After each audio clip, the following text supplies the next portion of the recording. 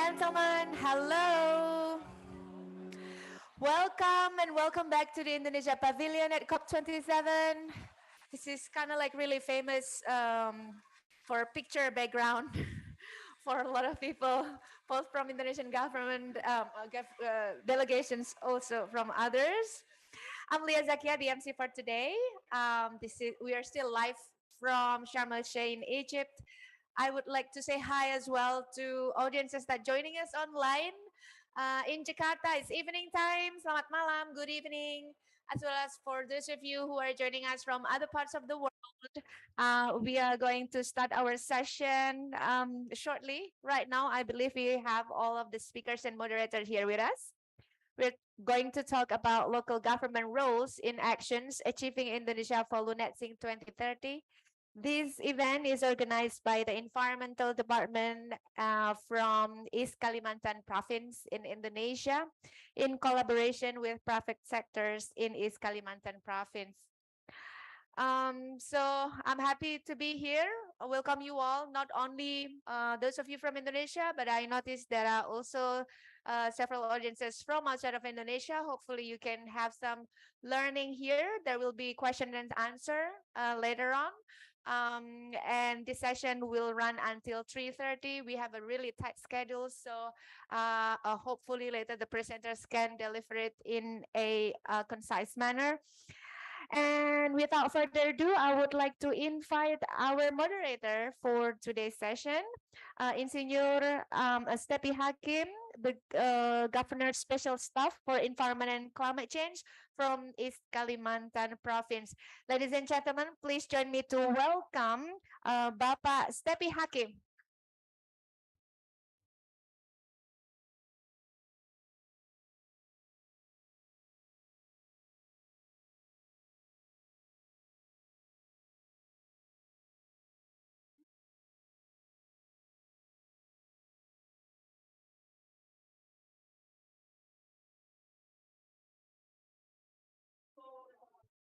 Test.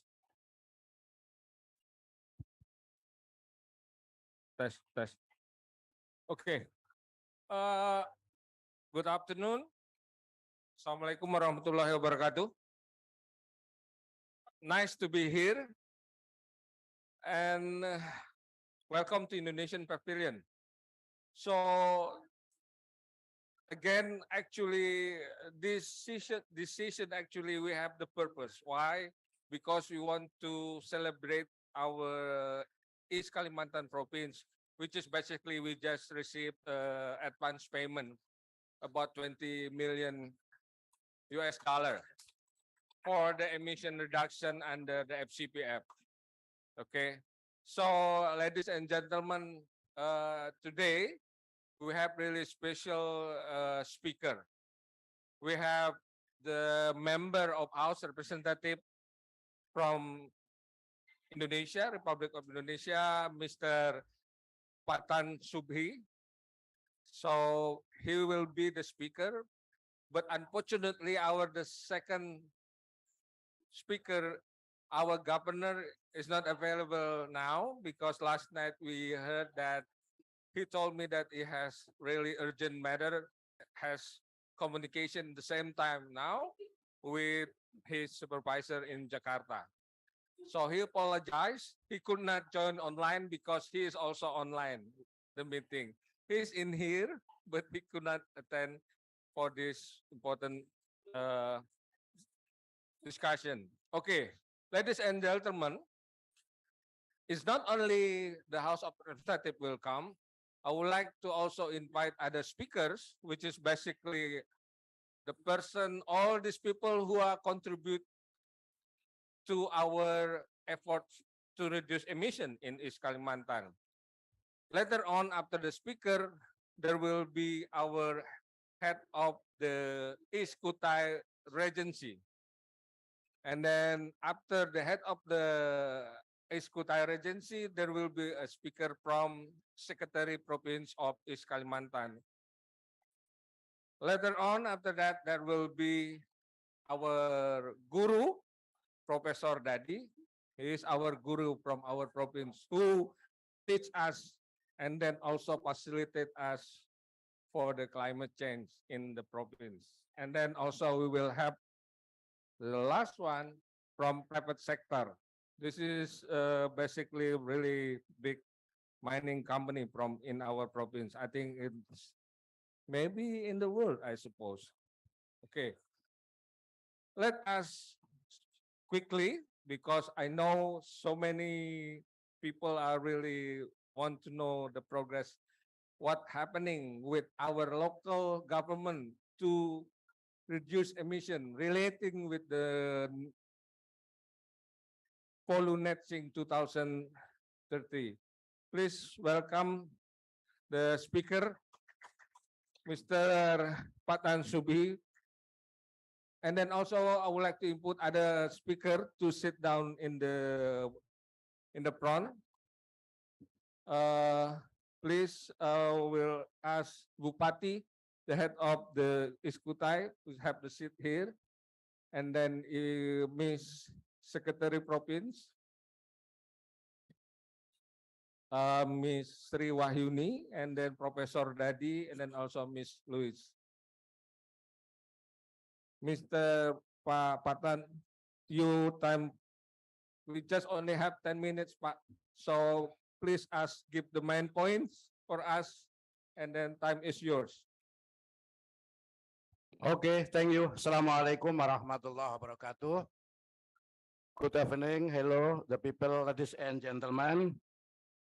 Dear Excellent, dear Honorable Member of the Lion Corp delegation, good afternoon. It is such an honor for me to deliver this keynote before you all on this wonderful occasion. Delivering this 27th conference of the Party of the National United Nations Framework Convention on Climate Change here MSAM LC achieved at the Indonesian Pavilion. Right now, humanity, all of us, is facing a real pressing challenge. This is the planetary crisis, a crisis notably induced by climate change and biodiversity loss, both of which threaten the life of our now, the life is our children, the life of future generation. Therefore, it is right choice for COP27 summit to carry implementation front on center, the COP of implementation.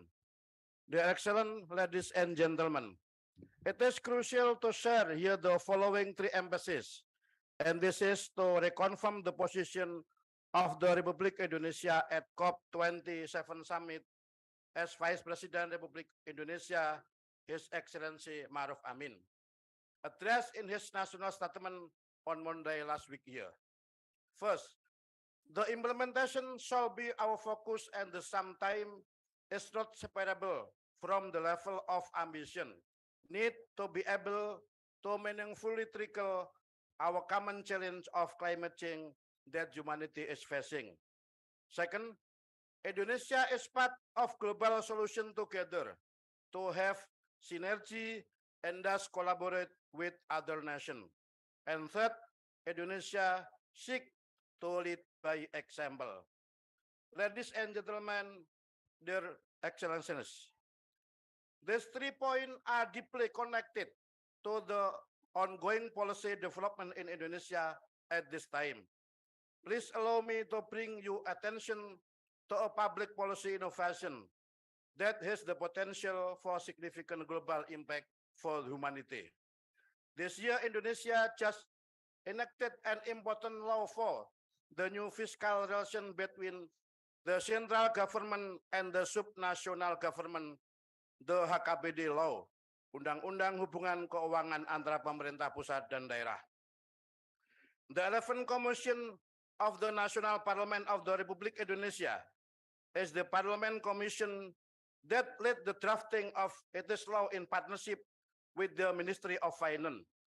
It is the Parliament role of the 11th Commission in matter related to finance, banking, and national development planning for Indonesia. I was assigned by the 11th Commission to lead the working group for the drafting of the HKBD to its fruition as is law. Among several substance of this new fiscal relation, one of which is about the fiscal transfer to subnational government. The fiscal transfer include a general purpose transfer or DAU transfer, dana alokasi umum for you perspective. DAU transfer is a block grant and representative Indonesian most important fiscal transfer by amount. The DAU transfer plan for next year in 2022 amount to about 26.6 billion US dollar. This new fiscal transfer law also entail way to calculate fiscal need of subnational as recipient of the DAU transfer. In this calculation, one of the broad indicator to be applied is the regional characteristic or characteristic wilayah. Further indicator under this will be detailed under a government regulation, peraturan pemerintah, which is now in the course of being finalized. Dear excellent ladies and gentlemen, in this opportunity, as we all attempt to address climate change here in Sharm el-Sheikh, we are delighted and also proud to announce a good news from Indonesia. Right now, the Ministry of Finance of Republic Indonesia is seriously considering forest cover to be indicator for regional characteristic for DAU transfer for province, districts, and municipalities nationwide. The forest cover indicator under the regional characteristic indicator will be to subject to a government regulation that operationalize transfer from national government to subnationalis. The excellent ladies and gentlemen, we shall certainly embrace this a good news for humanity. First, Indonesia is home to one of the world's largest tropical rainforests.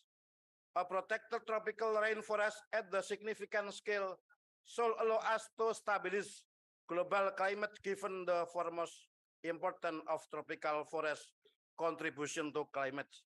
Second, a fiscal transfer of general purpose like DAU that consider forest cover arranged under a government regulation will position Indonesia as one of the first two countries of the world with India. That is the world's most transformative fiscal transfer policy to protect forests and give incentive to subnational jurisdiction that choose to keep their forests. This regulation will positively have direct impact to 37 provinces and more than 500 districts and cities all Indonesia. Third, the innovation as we see in fiscal transfer policy that consider forest cover is an example and concrete case of leading by example in being part of a global solution. To put in our noble expression, it is a gesture of Tuturi Handayani from Indonesia, the word for humanity, for peace, and for prosperity. Their Excellency, ladies and gentlemen, we sincerely hope the board as representative of the 11th Commission of the National Parliament, the representative of the Fractional National Awakening Party, or fraksi PKB, like same the Green Party, if the National Parliament, we continue to push for this good thing in becoming a concrete public policy, this policy innovation for DAU transfer that consider regional forest cover can serve an enabler that is well targeted for Indonesia in its effort to save the FOLU net sink in 2030. We also hope that in future policy innovation for general purpose transfer that consider forest cover can be reported to the United Nations Framework Convention on Climate Change as part of the nationally determined contribution of Republic Indonesia. Distinguished and honorable member of the COP delegation, my all collective effort to create a better and sustainable future for our and younger generation receive continued blessing from the Almighty God. Thank you. Wassalamualaikum warahmatullahi wabarakatuh. Waalaikumsalam. Please have a seat, Pak. Thank you very much, Bapak Patan, as the member of our House Representative. This is very good news.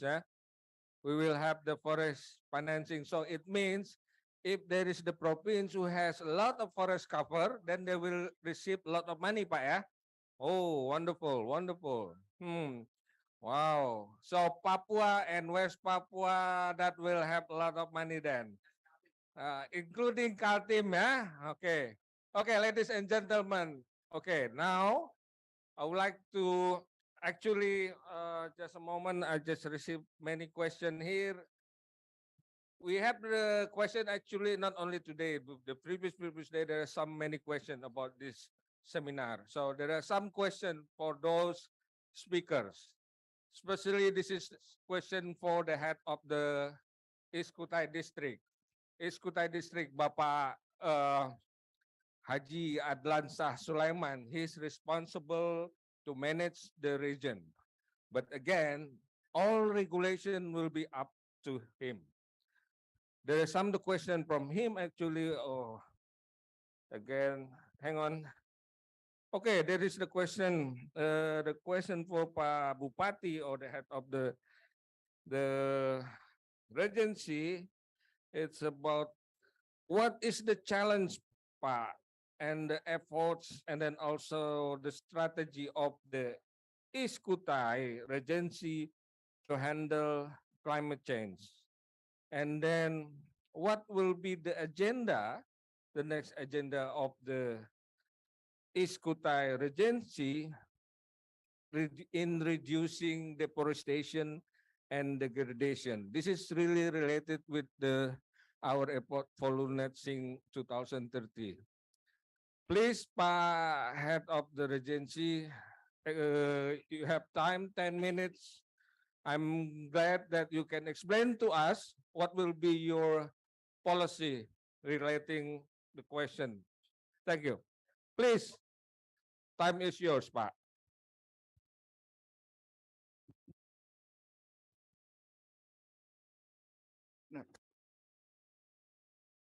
Thank you very much, Pak Hakim. Assalamualaikum warahmatullahi wabarakatuh. Good afternoon, ladies and gentlemen. I want to try to answer the questions that Pak Hakim make many questions. First of all, about the challenges, and then about the strategies to handle climate change, and so on. Ladies and gentlemen, the first about the challenges about of the East Kutai Regency.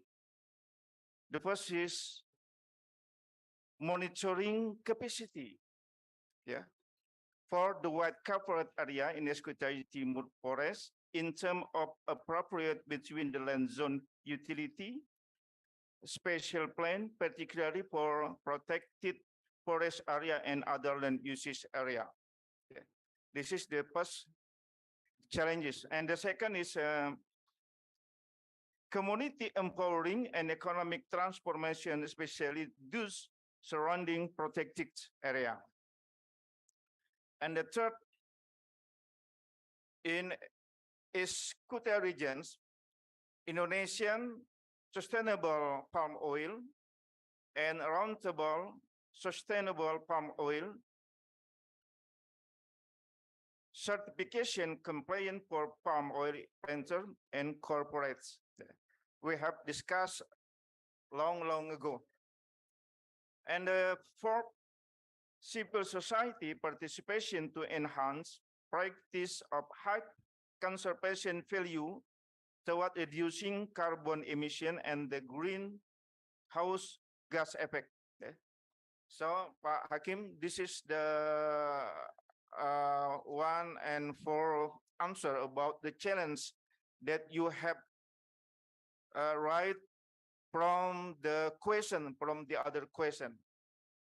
Now, the next question is strategies to handle it. Yeah. There are many strategies that the government of East Kutai, first of all, the first is we have performed about the Declaration for Sustainable Jurisdiction in Palm Oil Production. Yeah, and strategies, the second strategies and effort, capacity building training for reporting the mitigation action plan for the government, and not only for the government, also private sector and cooperative small business unit personnel. This is the by GIZ HGPOPP. Yeah. And the third is village level regulation, which include the village protected zone, and this align with the district spatial plan. Ya. Beberapa desa itu kita siapkan untuk masuk di dalamnya. Ya. This is bahasa Indonesia. Ya.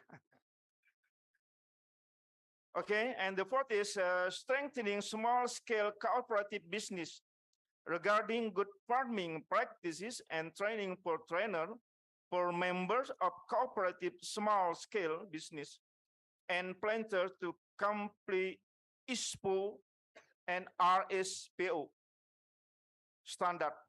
So we have a standard with the ISPO and RSPO. And the next 5, development of sustainable plantation plan.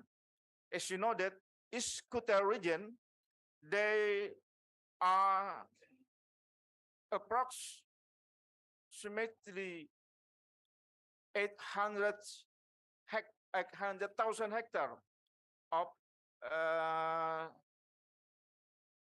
plantation palm oil. Yeah. And the sixth, development disaster risk assessment plan and protocol. Yeah, challenges, strategies, and what? And the next question is, what about the progress that can be done by the East Kuta region? The first, we decree about the protection of indicative high conservation value. Yeah. We have decree, it is about 48,993 hectares. Yeah. And the second, green supply chain was agreed and implemented in form of partnership between cooperative small-scale business and corporates. And the third, the progress and result that we have, palm oil mill influence was utilized for organic fertilizer and electric generation. Yeah. And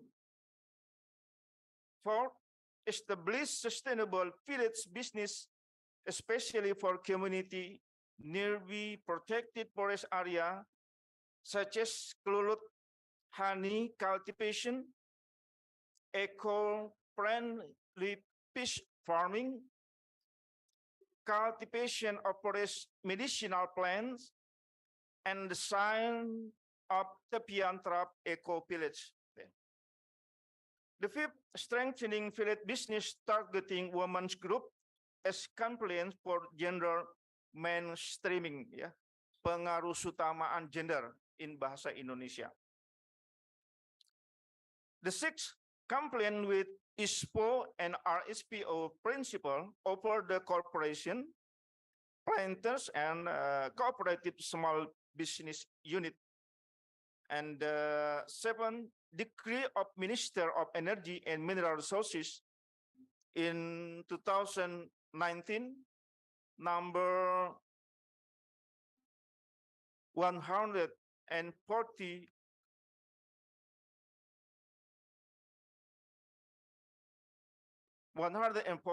concerning about protection 121,000 hectares in Sangkulirang protected karst landscape areas within in East Kuta region. Yeah.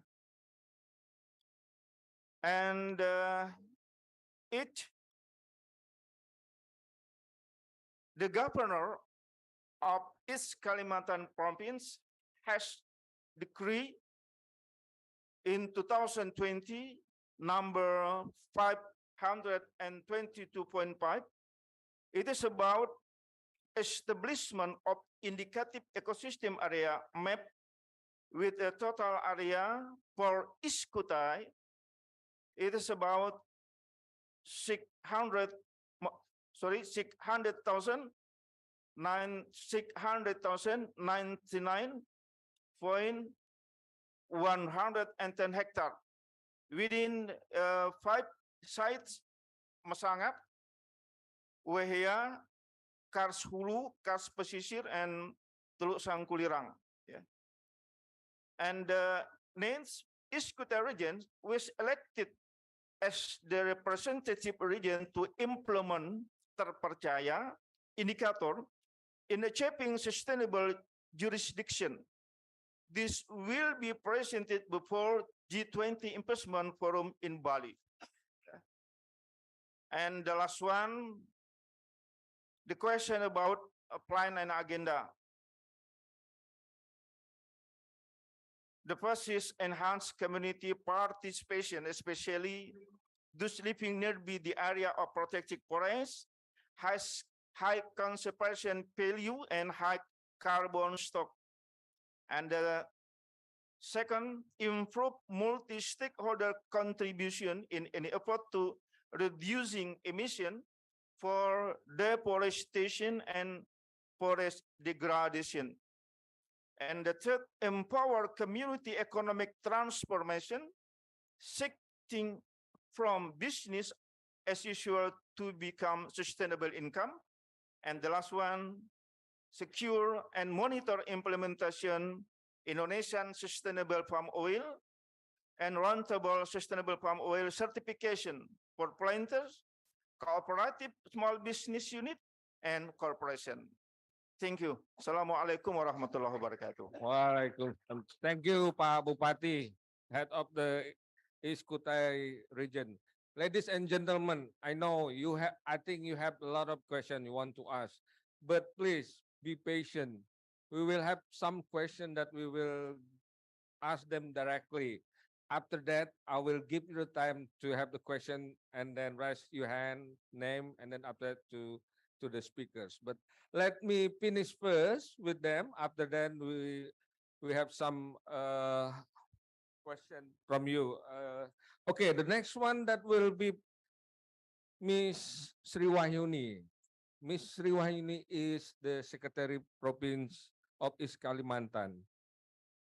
She is the highest position of the government official. She is responsible all the regulation administration.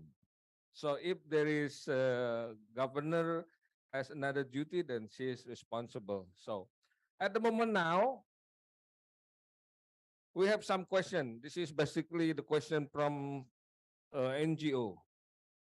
Okay, so the NGO asking about the oil palm. You already heard about presentation from the head of the East Kutai district, right? Where is the effort of the district to handle how reduce the deforestation? Now we want to listen from the Miss Sri Wahyuni how the policy at the provincial level to reduce deforestation in terms of the oil palm plantation, because we know so many sources of deforestation.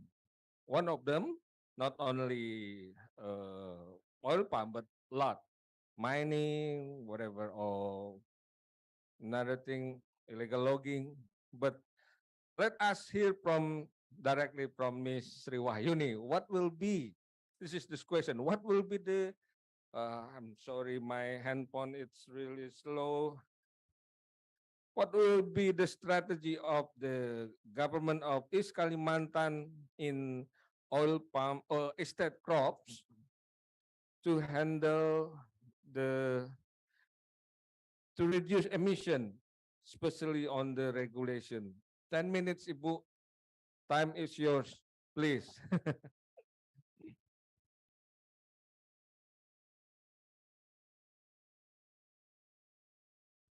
Thank you, moderator.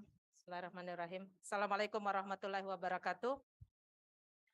Participant, distinguished guests, ladies and gentlemen, to answer the question, please allow me to explain a little bit the experience from East Kalimantan provincial government in the effort to reducing greenhouse gas emission through the management of high conservation value areas, especially in plantation areas.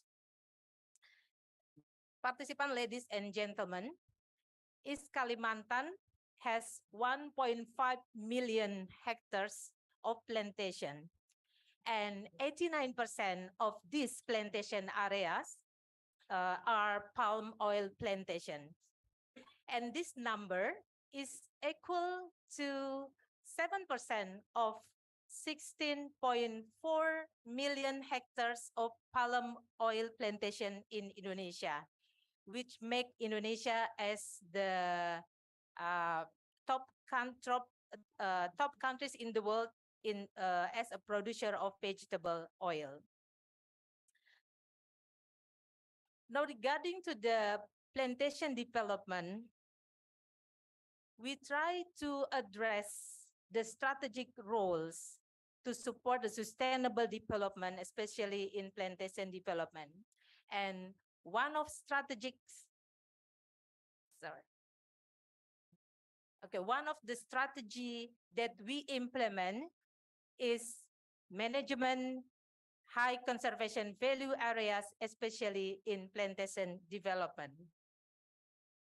Since 2017 until now, the East Kalimantan province already consistent to stipulate and to implement the policy, the local regulation as a legal protection, as well as inspection, technical procedure for the plantation business actors to manage the high conservation value areas in accordance with their roles, their authorities, and their responsibilities. Actually, the initiative is begun on September 11, 2017.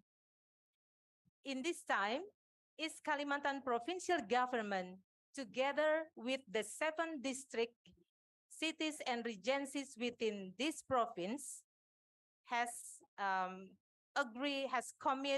been committed, agree, and declare for the development of sustainable plantation in East Kalimantan province.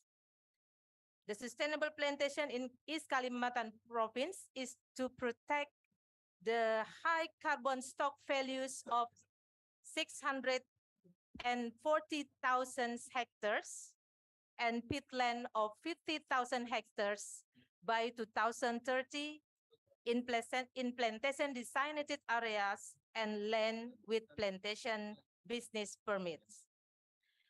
After having the commitment between the regencies, then what we do next? In 2018, the government of East Kalimantan stipulated the policy, which is called the local regulation concerning with the development sustainable plantation. The article on these local regulations, the article of this regulation says that plantation business actors are accountable for managing environment, biodiversity, and also socioculture. And then also, we carry out a study and a spatial analysis to identify and to inventory the number, the type, and the location of high conservation value areas in special pattern of plantation in East Kalimantan province. And based on this study, we get the number. We obtain data covering an area of 645 hectares, 645,000 hectares, which was indicated as an area of high conservation value areas with different types from types 1 to types 8, from type 1 to type 6. And different types has its own characteristic, and different types of high conservation values need to be treatment and managed differently. And after this, after the study, the East Kalimantan provincial government also stipulate the governor decrees, which is concern the establishment of indicated map as mentioned by the speaker before. And with this indicative map, it is also utilized by the relevant authorities as a guide and factor for giving recommendation and awarding plantation company permits and land rights. It also governs who is in charge of managing high conservation value area. In areas without license, then the East Provincial Government has responsible for this area, while in the areas with management permits, the high conservation value area will become the obligation of the concession holder. And then in 2021, the East Kalimantan provincial government also stipulated another regulation as a policy to support the high conservation value area. This governor regulation concerning on high conservation value area management, which govern high conservation value area indicative maps, high conservation value area management, and monitoring plan till their execution and reporting. For plantation business actors, this kind of regulation also help them to fulfill the requirement of Indonesia sustainable palm oil and roundtable sustainable palm oil procedure. And the teams from the provincial government also regularly offer support, direction, and oversight to plantation business actors in the management and protection of high conservation value area in their concession areas. And then what we have after the policy implemented so far, according to calculation made by the East Kalimantan Province MRV team, the plantation sector's management of the high conservation value area has resulted in emission reduction of 6.73 million tons of CO2 equivalent, or 32.35% of the total emission reduction outcomes attained by East Kalimantan. To conclude, participants, ladies and gentlemen, we hope that what the government of East Kalimantan province has accomplished so far can be replicated throughout Indonesia. And to that end, we also continue to advocate for policy changes with the central government to enable the management of high conservation value area in the plantation sector to be established throughout a government regulation, allowing the plantation sector in all provinces to contribute as much as possible to Indonesia reduction in greenhouse gas emission.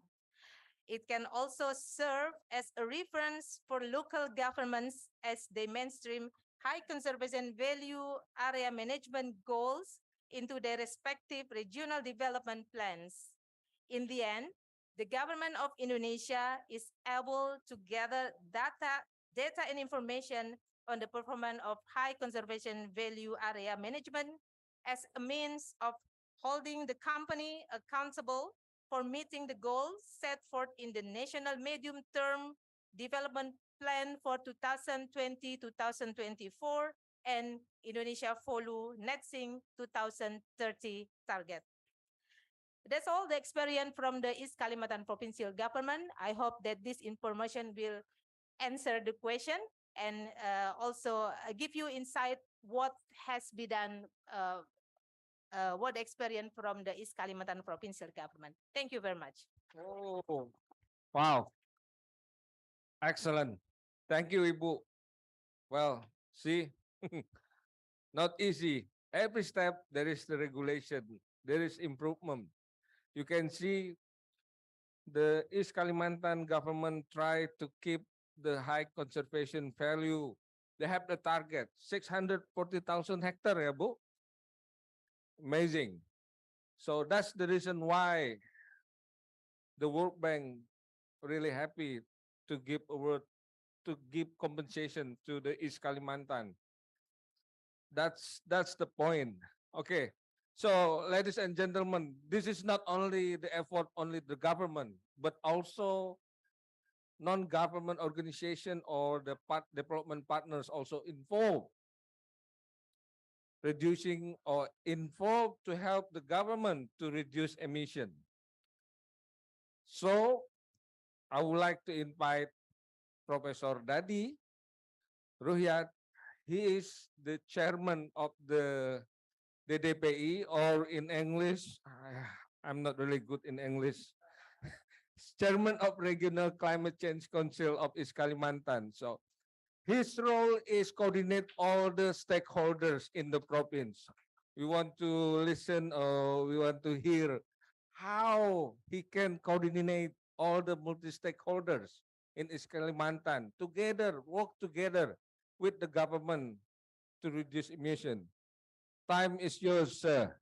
10 minutes, sir. Thank you.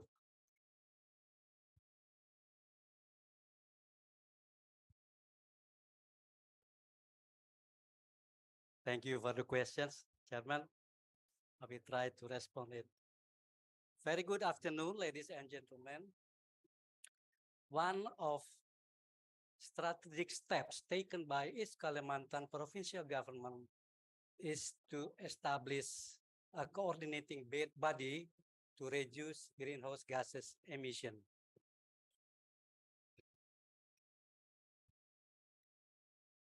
Established in 2011, this coordinating body change of East Kalimantan province, simply called DDPI. DDPI is more like a multi-stakeholder forum. Its members consist of several government institutions, the NGOs, private sector, some academicians from local university, and some other community element. As shown in the slide please. Yeah. Okay. As shown in this slide, members of DDPI, especially from the NGO group, have working area spreads across all districts of East Kalimantan province. Each has their own working interests, but of all of them give response to the emission reduction program of the province. And several results from their collaboration will be presented right now. Slide, please. Yeah, I will start with activities in Central Mahakam region, where 90% of peatland of East Kalimantan province are located. In years 97, 98, around 95%, around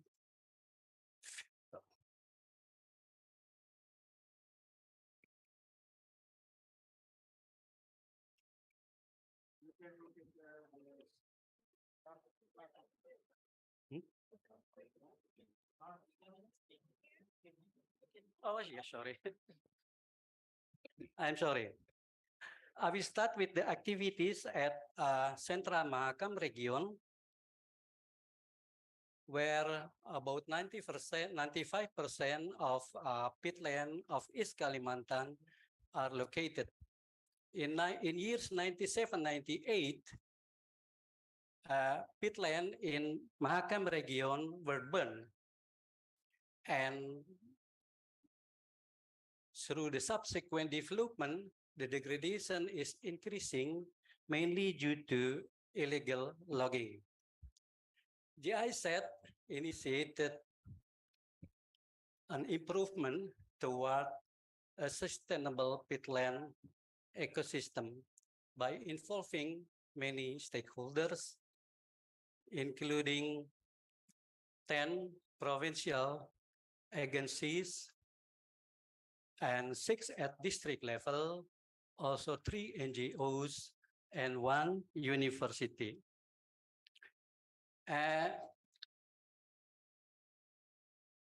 Ongoing activities include inventory of 14 peatland ecosystem units, preparation of peat ecosystem protection and management plan, mainstreaming peat management into planning documents, and capacity building for human resources, social forestry, and alternative livelihood for the community.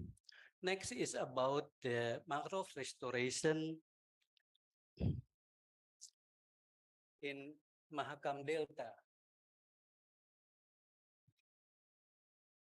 With an area of about 113,000 hectares, mangrove forest at Mahakam Delta has an important ecological, social, economical, and cultural function.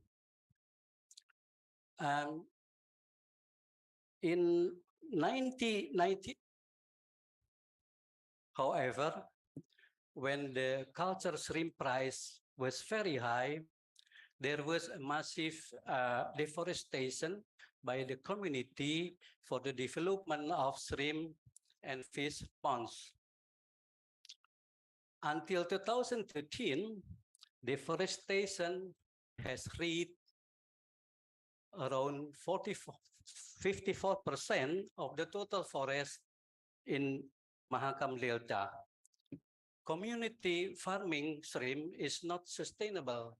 As soon as the pond production decrease, they will move and start to clear forest again elsewhere. Mangrove forest restoration activities in the Mahakam Delta were initiated in 2014 by Delta Mahakam Forest Management Unit and Mangrove Lestari Foundation. The implementation is in collaboration with many parties, including several provincial government agencies, also local university, especially from the Faculty of Fisheries and Marine Sciences, also some local oil mining companies, and several NGOs.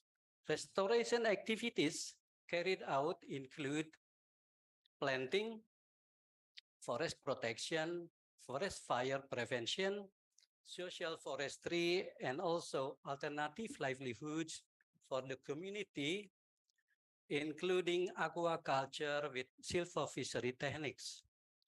Now I will talk about forest area planning and management of APL in East Kutai district. APL is an area outside forest area designated for development activities of non-forestry sector. The right to manage APL is in the hand of district government. Apart from being a buffer for environment, APL can also function as source of economic for local communities. For forested APL, which still has a high biodiversity and environmental services, it is necessary to strengthen its management. In this regard, since 2017, CAL4 project, in collaboration with a number of government at the provincial as well as at district level, and also a number of NGO and universities has strengthened the planning of APL forest management, covering an area of around 180,000 hectares in East Kutai district. What the collaborative work has done so far, mainstreaming consideration of forest ecosystem, services, and biodiversity into policy and decision-making processes for forest area planning and management. Another thing that has been done is the development of demonstration on forest management outside state forest area, including HCV in East Kutai district. Another product is pilot project for the implementation of several incentive mechanism to reduce deforestation rate for non-forestry sectors. Well, the next result is about village development through Sigap Sejahtera program.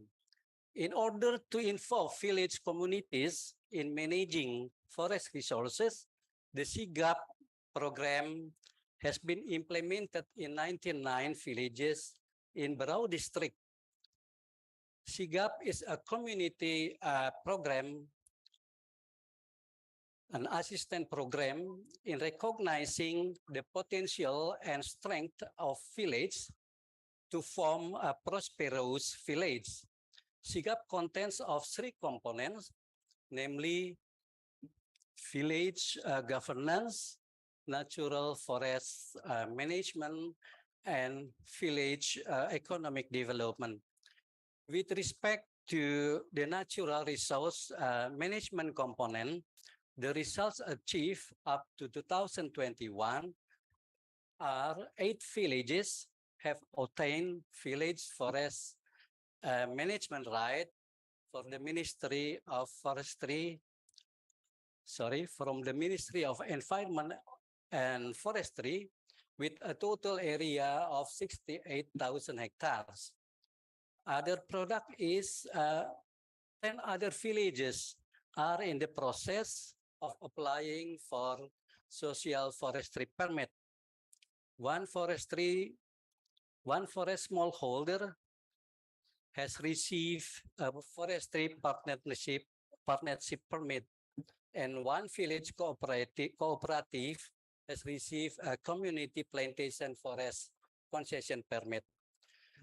Regarding the second question of our chairman today about challenges, some challenges in integrating of activities of partner institutions with activities of local governments are: first, partner institution programs have sometimes been formulated at the national level and do not always match the specific need of the local government. Second, the working area of partner institution is limited to 1, 2, sometimes 3 districts.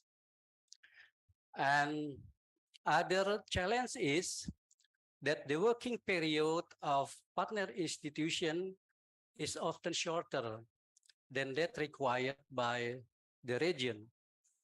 And another challenge is the contribution of partner institution is generally focused on certain activities that are following their main text. I think that is my response to the question arise from our chairman. Thank you for kind attention. Selamat sore. Good afternoon. Thank you, Professor Pak Dadi. Ladies and gentlemen, see, so East Kalimantan also supported by a lot of project from outside and also project from inside, and then the local NGO. The professor just mentioned about some challenges, how to synchronize all those programs between national and the local level. But at least there is contribution from the partners to the government to reduce emission. Uh, just a couple minutes ago, I have got text from the governor. He asked me to say, you have to tell the audience about how much money actually distribution from the World Bank to the province. So I have to tell you, okay, so East Kalimantan province just received advance payment from the FCPF 20.9 million US dollar. What is the allocation now? So the allocation about 5.2 million that will be for the operational cost. Operational cost is not only the province, but also operational cost from the central government, like the Ministry of Forestry and also Ministry of Finance. And then also for the provinces, and then also from the districts. We have 7 districts and 1 city. And then the biggest one, 13.6 million US dollar, that will be allocated for result-based payment, which is basically all the users who actively reduce emission. Who are they? They are like national park, conservation agencies, the forestry service, provincial forestry service, who facilitate the communities, and then also ocean and fishery service, which is basically for the mangrove area, and then also estate crop service. Just Madam mentioned how they protect the high conservation area, and then also the district and city government, 7 district, and then another 2 million US dollar. This is basically a special for community and indigenous people as award. So the award, basically, this is special for the community who can protect and restore the forest since 2006. So if the villages, they can restore and can prove they can protect the forest since 2006 until now, they will receive the reward from the central, from the provincial government. So that's the message from the government. I have to tell the audience how the money that will be used for the beneficiaries. Okay, the last one. The last one, we have Mrs. Louise. She's from the private sector. She's from mining. The question is, how mining contributing to emission reduction? Let's see, we want to hear what is the role of the Kaltim Primaco, not Kaltim Fried Chicken. Eh? Oh, no. Okay. So Kaltim Primaco. 10 minutes, Miss Lewis, yours time.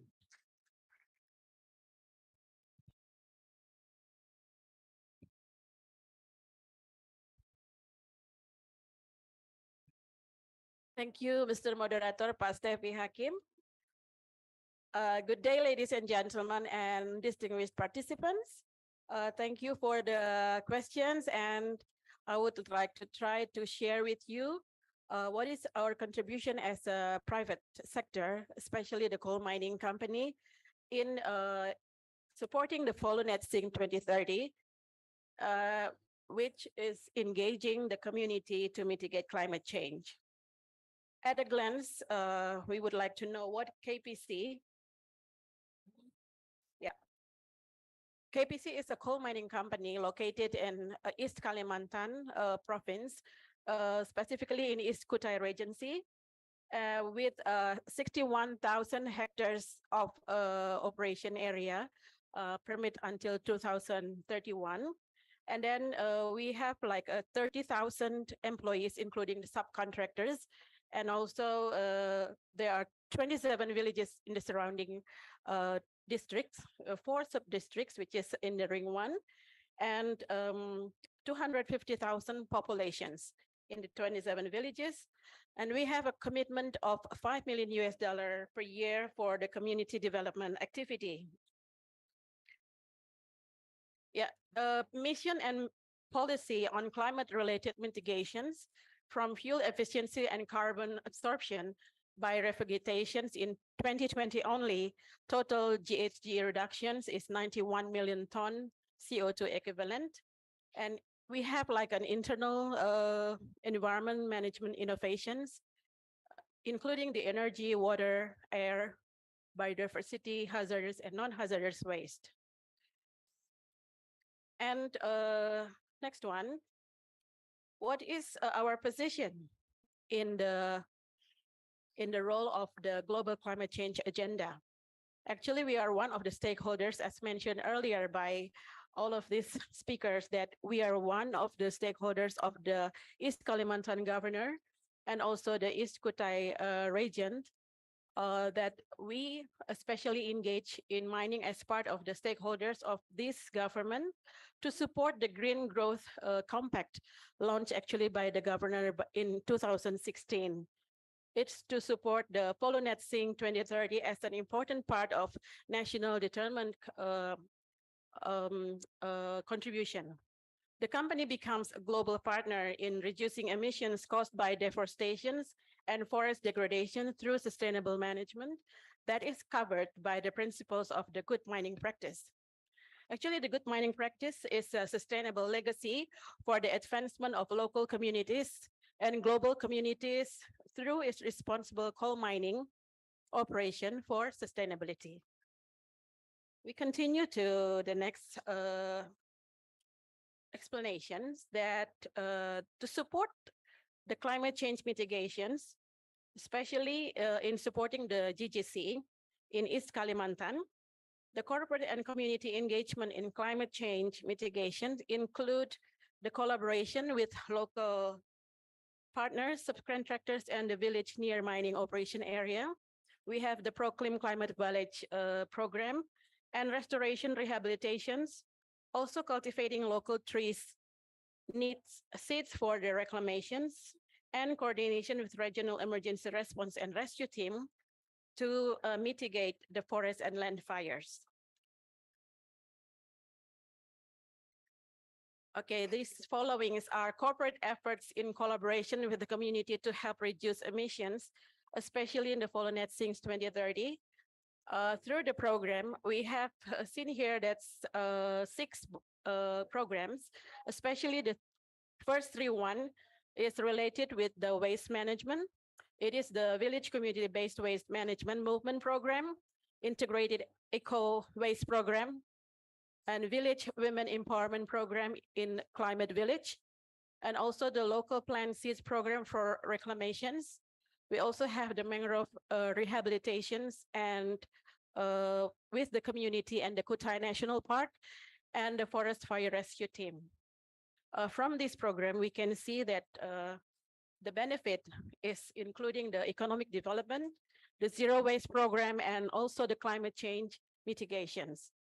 As you can see also that there are some transformation by the program before and after the program in each of the program. So I will explain to you probably one of each program that here. First program is the community waste-based management. This is from the scheme that we can see the program using the Sustainable Development Program paradigm and environmental leadership as a key approach, character building the house of community character development. Then it has key goals of multiplication agent, community mobilizing agent with 3 outcomes, which is the eco waste management model, the eco health community model, eco-enterprise business model. And those give impacts of the replica model of the Kampung Bersemi pilot project with key benefits to quality improvement community life of Sangatta city. In the right area, in the right slide, you can see that the diagram here shows that environmental benefit of trees planting in several villages in 2 municipalities around the Ring 1 of the operation area, and the social involvement of all community level. This involves school kids. We involve also 30 schools, and also no plastic bag actions in 4 city markets. Involve the 1,070 volunteers in the villages, and also generating a fragrant regulation about the waste. And in economics side, we have the waste banks, recycle of plastic and newspapers, composting centers in 2 locations. And the process here, as you can see, it is campaigning, assisting, waste sorting, crafting of recycled waste materials, and also some community events like a competition of clean environment. And the second is the Sangatta City Waste Incinerator, actually the integrated eco-waste program for the Sangatta city. As we know that before this program was conducted, we have a 70 ton per day waste of the city. And as you can see in the diagram, that the resource of the city is waste coming from the households and all the facilities. And then using 30 to 50 tricycle riders, it is actually community. They go into the incinerator, and the waste is divided into organic and non-organic. And the organic one is going for the community also to be used as compost and maggot. And then in the non-organic, going to the furnace, and the bottom S can be used as paving blocks used by the community operating it. So actually the benefit of this program is reducing 70% of the local waste in the city, not going into the final dump, which is actually 30 kilometers northern of the city itself. In 2023, we are holding with the government also, and also with the community, of how to reduce and start the downstream effort of reducing waste from homes in some pilot areas. We go to the climate village. It has a roadmap from 2010 until 2025. In the initial stage, we do the enhancement institution management, and then assistance to community learning, visit and making a composting house, plant cultivations and waste bank, and also in collaborations with the government and corporates and community. And by next 3 years, we hope that there will be a self-sustaining and to be replicated to other villages.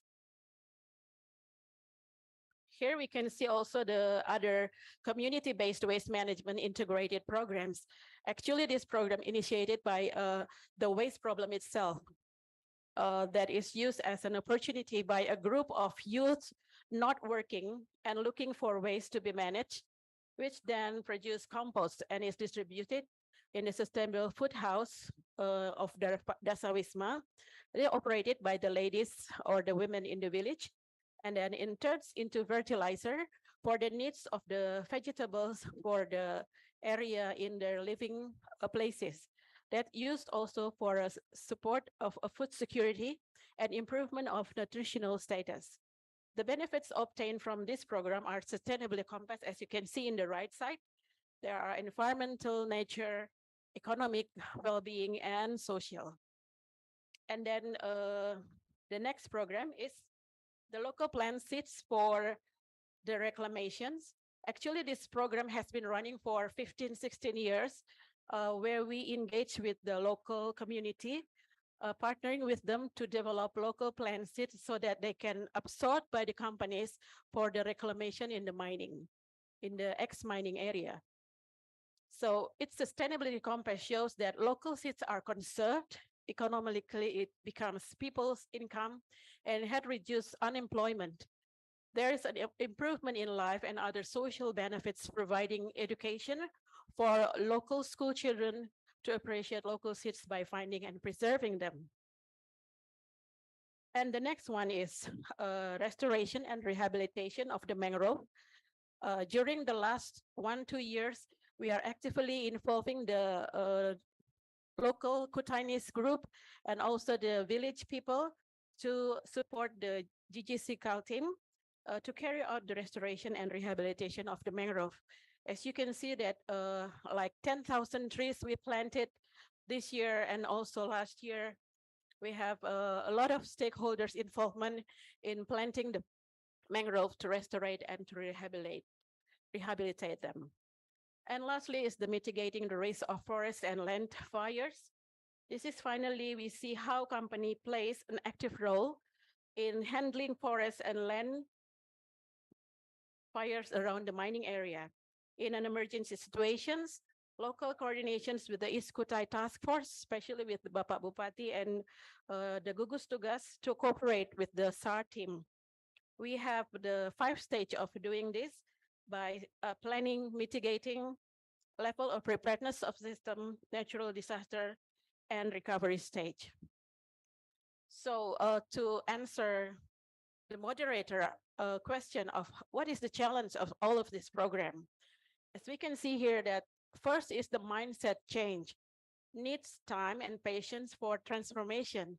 So it needs commitment from every parties and system connectivity with the community and synergy with all related parties, including the government, corporates, and other parties. The benefit is not only the economic value, as we can see in the sustainable compass, but more of that is the social awareness and system that is built. Next plan is to support the emission reductions in East Kalimantan, at least with the current program that's already running, such as the climate village, community-based waste management, and protecting the forest and land from fires, where all parties get involved in the campaign and actions. To conclude, here we can see that involvement of all parties is very significant in achieving FOLU Net Sink 2030. With the motto of more than mining, it is the motto of our company, Kaltim Prima Coal. We implement the good mining practice. So you can see that establishing and spreading the positive goals of FOLU Net Sink is entire community can realize the importance of controlling climate change today for future conservation partnership. Finally, we know that it is possible if we collaborate. So let's get involved. Thank you. Thank you, Ms. Lois. Okay, ladies and gentlemen, I know the time is very limited and then the MC already remind me. I want to close, but I think there are some participants who like to ask. Is there any question or there is no question? Oh, there is question. One, two, three, and then only 3 questions. Okay, so she asked me only 3 questions. Okay, ma'am, please mention your name and the institution, and then the second one that will be the guy from here, and the last one, the lady over there. Please. Just use this one.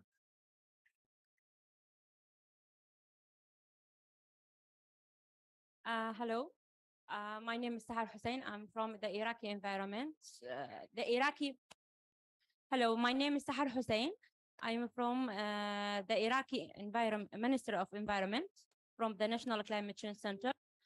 I ask about the high value area. I don't know if this area is classified from the UNESCO, like a protected area or heritage area or not. And also I ask about why you are treatment the forest land and like mitigation benefits, and also about how reducing, but you don't think about it like adaptation benefits. What the adaptation sector? Why you don't talk the forest like in Iraq? We treat the forest land like mitigation and adaptation sectors, but every slide and presentation that you have, you treatment the forest like mitigation sectors. I ask why you don't look for adaptations. Thank you. Your name, sorry, Susain. Sahat Hussein. Sahat Hussein. Okay, thank you. From the Ministry of Environment. Second one, Miss, not Miss, Mr. Okay, my name is Setiawan from Indonesia. Very excited.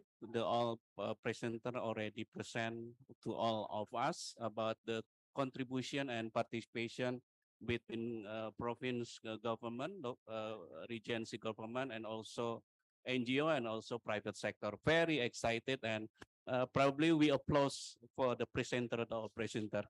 The question very simple: how to create and then collaborate between private sector with the regency, because Luis already explained about the challenges, because the government is the mandatory for the to develop regency. How to collaborate about this program to about the emission, reducing emission. Thank you. Your question will to address to Ms. Lewis. Okay. And you to, sorry. Sorry, you talk about the fires. Okay, I ask about this. These fires happened because the increasing of temperature in your Indonesian and the drought, or because human activities, human local, the activities of local peoples in this area. Actually, your question to whom? To Ms. Lewis or to everyone? Everyone can answer your question. Okay. The last one. The last one. Please, the last one. Thank you so much. First of all, I'm Rosita from C for Alls and also from Indonesia, but I'm here dedicated for the UN Energy. I want to ask, I want to congratulate to the East Kalimantan, congratulate for the first ever carbon the decisions that you get. We are so proud also have a woman leader here. I'm so admire from the Ibu Sri Wahyuni. But I want to ask something that all the presentations, call it the private sector and government sector. I'm curious, how about the East Kalimantan government involve the ingenious people to the table of the policymaker? Because when the Mr. Luis side is a community, we're working with community, but I didn't find anything from the Prop Secretary Kalimantan talking about how to encourage the indigenous people to be a part of the policymaker. And the second question is to the Bapak Diansa Sulaiman. I'm so proud of all of your work in the presentations. I think there's no one perfect. And then I want to ask, what is the biggest challenges in the Kutai? As we know that Kutai is the biggest city and the beautiful city. What are the biggest challenges to get all your achievement? Thank you. Okay, thank you. Once from the Sibur, the last one. She's steering me. She said that no question, but I will give you one. I know you are handsome. Assalamu alaikum. This is Ali from the Iraqi Ministry of Environment, the Mitigation Department. My question is Iraq. Said Iraq. Yeah. My question is in the slides of the total achievement of CO2 emissions reduction in 2022. It was from rising of peat groundwater level. My question is, what was the methodology that has been used to calculate these CO2 equivalent reductions? And that's all. What was the methodology that has been used, to calculate the CO2 equivalent reduction? Yes. Okay. Who will answer the question? First, about indigenous people, about methodology, about why mitigation and why there is no adaptation. That's the main question. Okay, I will give to Professor Dadi to answer the question. Whatever question you want to choose, it's yours, sir. Thank you. I just want to give response to the question related to indigenous people. Yeah. Indigenous people and as well as local communities is not neglected in the emission reduction program in East Kalimantan. Before the programs started, we have conduct an FPIC program in many villages in East Kalimantan. Through this FPIC program, then each of indigenous people and also local communities have received comprehensive information about what is FCPF program and how can they take a part in that program, what kind of benefit they will receive if they join the program. I think they also have a same opportunity to another same as another entities of FCPF program. Yeah, and for your information, from this APIC program, more than 90% of the indigenous people are agreed to be involved in the FCPF program, but they need an assistant, yeah, to conduct its program of the FCPF program. Thank you. Okay. The last one, the answer, who will ask about, okay, Ibu Sri. Okay, thank you. I want to respond to Madam and about the high conservation value area. This is the initiative from East Kalimantan provincial government. What we means by the high conservation value area is natural forests and peatland. So every plantation development should consider this area. If they already permission, business permission, and then map mentioned that part of their area is high conservation values, that the company should protect, should manage that area, should keep the natural forests. So until now, we have around 645,000 natural forests as a high conservation value areas. And this initiative from East Kalimantan province government, and we hope that this kind of it's kind of mitigation for natural forest. It's kind of how the land, how we mitigate the high conservation value areas for keep the natural.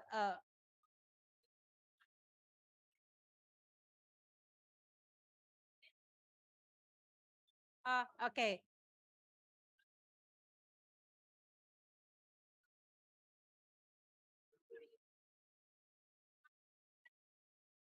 Okay. Yeah, yeah, yeah. I think we use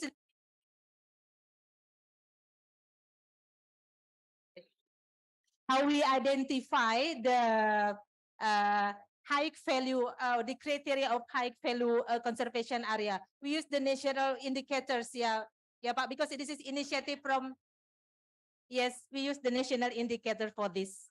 Yeah, thank you. Okay.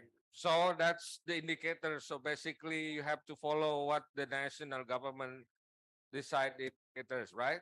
So that's 640,000 hectare. Actually, it's not the total. It's the area inside the private companies. Okay. So the company who has license, oil pump license, they have to conserve the high conservation area. The standard determined by the national government. But not only the government consult with the stakeholders, including NGO, academia, so they decided the indicators. And then they have to follow that instruction, comply that instruction, comply the standard. They have to maintain the area where they indicate the high conservation value area. So that's the commitment. Okay. The last question, I can answer your question. Actually, you can just visit FCPF website, the World Bank. So we follow methodological framework from the World Bank. So all the calculation, all the methodological approach that are inside of the website, the FCPF, the World Bank, Forest Partnership Carbon Facility. I cannot remember the stand for, but anyway, yes, you can see that there is the methodological framework, and then there is clear instruction how you do it. But if you have difficulties, you can consult with me. I can go to your country. No worries. We can help each other. So this is the message from us to the world. we can save the world. You can get compensation from the carbon. Okay, this is the proof. East Kalimantan proved the world. Okay, that's all from me. Thank you very much. Thank you to the speakers. I will give it to the MC, please. Thank you very much. Assalamualaikum warahmatullahi wabarakatuh. Waalaikumsalam warahmatullahi wabarakatuh. Thank you, Pak Stepi, and also distinguished speakers. May I have you in the center of the stage to take some pictures, and would like to invite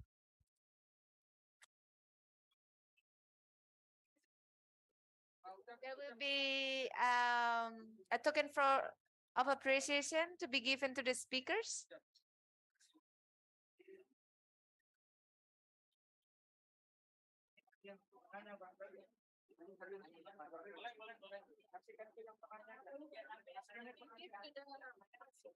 There will be any, nanti ada juga.